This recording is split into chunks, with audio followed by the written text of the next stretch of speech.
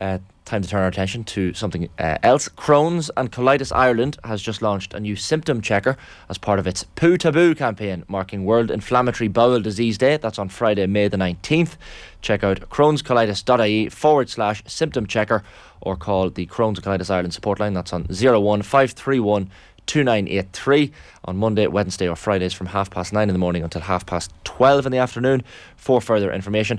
Delighted to be joined on the line now by the Irish Rugby International, John Ryan, who is also an ambassador for Crohn's and Colitis Ireland. John, very good morning to you. How are things? Hi, how are you? Very good. To be on. Thanks, guys. Thanks for joining us. I suppose you might first of all give us some context as to why you're an ambassador for Crohn's and Colitis Ireland. So you were diagnosed with, and some people mightn't be aware of this, you were diagnosed with ulcerative colitis back in August of 2011. Maybe tell us a little bit about your story. Yeah, I kind of just got my first professional contract, and I had done my 6 months before training with Munster and all that. And when I got the contract that pre-season, I actually got diagnosed with ulcerative colitis. So it was a bit of it just started with symptoms, and I was lucky enough, I was one of the few people who get it that actually checked the symptoms out, because I was very freaked out about it, really, because obviously I thought my career was over with this. What's going on? Seems serious. I'm ill all the time. I can't keep weight on. I'm passing blood and all that kind of stuff. So I got it checked out and I got it diagnosed early, and therefore I got the proper medication for it. So I was pretty lucky, but it's just not the case. Apparently, like 40% of people with symptoms don't get their symptoms checked, and it can sometimes get quite severe. So that's why I suppose I'm an ambassador, because it's good to spread the word, and there's no stigma should be attached to having this disease. It's although it can be harsh, you can live a perfectly normal life. So that's why I got behind it, to kind of lift that stigma. Just on that, John, sorry, I hate the phrase "the devil's in the detail," but in this instance, I wasn't aware of this disease at all. The devil actually is in the symptoms, isn't it? Yeah, it is. And when you're having symptoms, it could be nothing. You can, like, for me, it was passing blood, but it could be anything really that could cause that. But just from the off chance that it might be IBD, Crohn's or colitis, then you should just really get it checked out. And that's why I think it's a good idea. Crohn's Colitis Ireland have set up this symptom checker, because other people might not be so fast to get their symptoms checked due to embarrassment. And as I said, it's perfectly normal, and there's a lot of people in Ireland living with it. Yeah, the year you were diagnosed, John, as well, you had also got your first professional rugby contract. You were balancing final year in university as well. So, I mean, that must have been insane. Quite a busy period for you. Yeah, and that's what they say is it's the workload and maybe stress that brings it on. But yeah, I had a big year. I did final year of college, and I was in on kind of a training contract at Munster, and I was lucky enough to procure a professional contract. So it was a busy year. It didn't help that this was added to the list of strain on the body, but I was lucky, as I said. I got it diagnosed, I got it under control, and I was able to progress with my development in rugby. Was it difficult for you in terms of, I remember hearing you speak before, certainly reading comments from you, that when you were first diagnosed it can be awkward, even something as simple as a friend asking you out for coffee and socialising generally, you probably didn't know what way to turn, even for little things like that meeting a friend for coffee became a little bit more difficult for you. Yeah, exactly. You kind of want to get out and chew the fat with your friends and stuff, and it came to a point where I knew where all the bathrooms were in certain establishments, so I'd say, we'll go here or whatever. So it was kind of like that. It was tough, but once you tell your friends, you're better off. I always found is telling your friends, and I started going out with my now wife in 2011 as well. So she didn't add any stress, now, to be fair, but she was very, very good and a big support. In a practical sense there, what do you mean by that? Like, you're actually looking at the toilet facilities in the place you're going to eat. Why so? Why can it be such an imposition on you?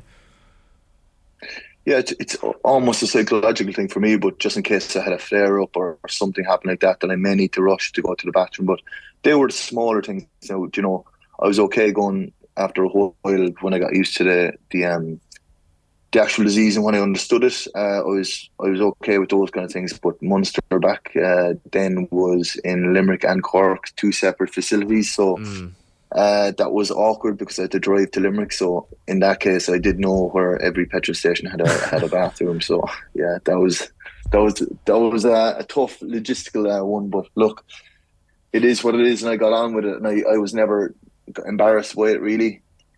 Well, I was maybe embarrassed because I didn't know about it, but then I got, once you brush up on your knowledge on it, it's fairly severe, and I feel pretty proud that I managed to kind of carve a good path in rugby and have a good career and a very normal life for the last 12 years. This is said a lot, but it kind of is a male macho thing as well, that it's not like the inclination is to kind of bury things like this.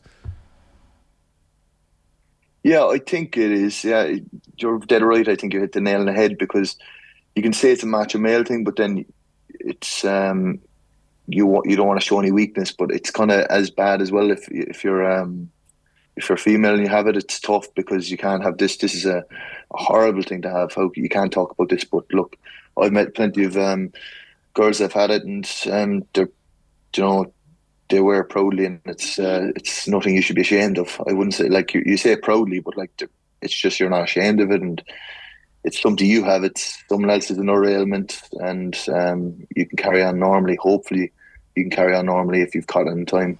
Yeah, I think it's a brilliant thing that you're talking about it as well, John, because I'm reading a survey in the research as well. Most people are aware of the disease and maybe of the symptoms, but 4 in 10 said they would do nothing initially if they saw blood in the toilet bowl, opting for a wait and see approach. So I think hearing from people like yourself who are ambassadors is certainly going to raise awareness, and people are going to maybe have an idea of what to do. A lot of people will be familiar with your rugby career, of course.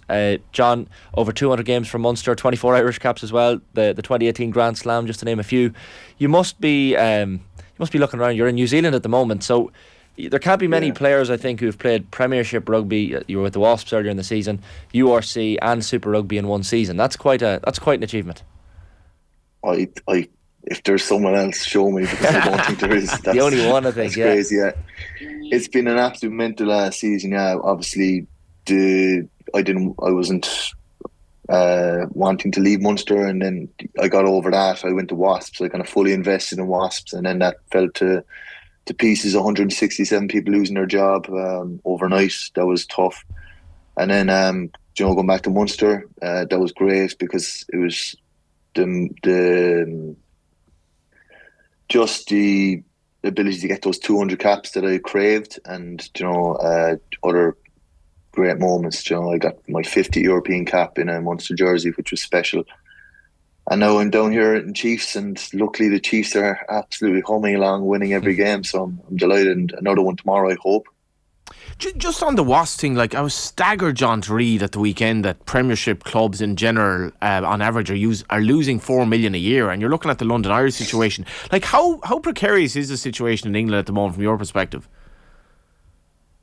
Well, it's not a very stable union at the moment. For whatever reason, I don't know. It's just, obviously, everyone spoke about Worcester, and Worcester was being spoken about long before Wasps, and Wasps fell 2 weeks after Worcester did. So the warning wasn't really there from our point of view. But I couldn't tell you what's going on, because you hear London Irish, as you said, Exeter hemorrhaging players, Newcastle and Sale were talking about joining forces there last week. I don't think that will ever happen, but just the fact that these conversations are happening, it's crazy, and I don't know what's causing it, but something has to change, and it has to be changed from the top down. It can't happen again what's happened to Worcester and Wasps, because it's people's livelihoods that are at stake, really. Yeah, crazy stuff, to be honest. You've been kept remarkably busy, John, because if the Chiefs go all the way to the Super Rugby final, which I think is on June 24th, you'll have made it 35 games in 10 months, and then you'll be back for, I assume, pre-season with Munster then again, so it's all go. Yeah, 35 games in a season would be ideal, as long as there's a medal around my neck at the end of it. What a season would have been. But back straight away. I think Munster start pre-season in the first week of July, so that's kind of, I'm going to have a conversation there with the lads, see can they squeeze another few weeks out of that. 100%, and it's like you're a Cork man, so like getting home and back with the with the family back to Cork, like the wife and 3 kids as well. So I assume there's an itch to get back, but also, yeah, I'm sure you're enjoying your time in New Zealand at the same time. Yeah, we're loving it down here. We're making the best of it anyway. I came down in the middle of February. My wife, my youngest was only 3 weeks old when I left. So I left my poor wife and 3 kids at home alone, which was tough. But she came over a month later, and we've just been making the best of it, seeing as much of the island as possible. But of course, New Zealand's going into winter, so we're getting a lot of rain here at the moment. I've been assured that the weather's going to be good for our game tomorrow. We're down in Taranaki at the moment, so hopefully it'll be good tomorrow. But yeah, looking forward to getting back. We're living in Limerick actually, but definitely a few trips down to Cork would be nice, down to my family, because I haven't seen them a whole pile the last 12 months. I haven't been down there. They've been up to me and they've come over to me, but I haven't been in Cork much. But definitely looking forward to that. Another Cork man is a regular with us on OTB AM here. Ronan O'Gara comes on usually once a week on a Friday morning, and you're in the quite distinct position as well. You've been coached by both Rog and Scott Robertson with your time at the Barbarians. Like, what was that like? What type of a coach is Ronan especially? Well, in fairness, as coaches, they're excellent, and you can tell they're brilliant. It's not the environment to find out how good a coach you are. I don't think. They certainly led from the front on the social activities, but they were brilliant. They were excellent. Like, we had our fun all week, and we rocked up on the Sunday. So we met on Tuesday. I think in total for the week we might have done maybe an hour and a half of work. The rest was kind of commercial stuff and a few drinks, a few dinners out. But it was when they were on, and the lads would have gone through a wall from that day. And the way they spoke as well was excellent. And they're obviously men who you'd highly respect in rugby circles. So no, I loved it because I played a Rog, got coached by him, so it was great. And he's just a good fella, and you can see he's having great success overseas as well. So that's brilliant. I don't know how much you've managed to see of La Rochelle or Leinster this season, given the time difference, etc. But how do you think the Champions Cup final is going to go? Oh, I feel bad for Rog. I know he's on your show and all that, but like Leinster are a bit of a machine this year. They are you can't bet against them in either like the league or Champions Cup. They're looking very strong this year. So I'm just hoping, from a league point of view, that Munster do a job on them this weekend. I can imagine. John, brilliant stuff. Thanks a million for checking in. And listen, I hope you get your 35 games and your medal around the neck.